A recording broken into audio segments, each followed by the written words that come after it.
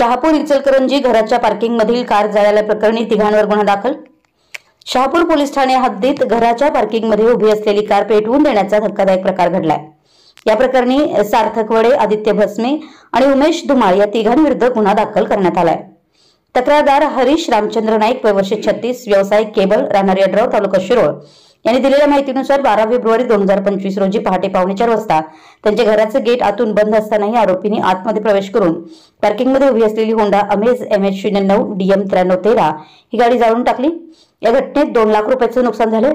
याबाबत फिर्यादीने दिनांक 12 फेब्रुवारी रोजी रात्री 11:15 वाजता शहापूर पोलीस ठाण्यात तक्रार नोंदवली। घटनेची माहिती मिळताच पोलीस निरीक्षक सचिन सूर्यवंशी यांनी घटनास्थळी भेट देऊन पाहणी केली।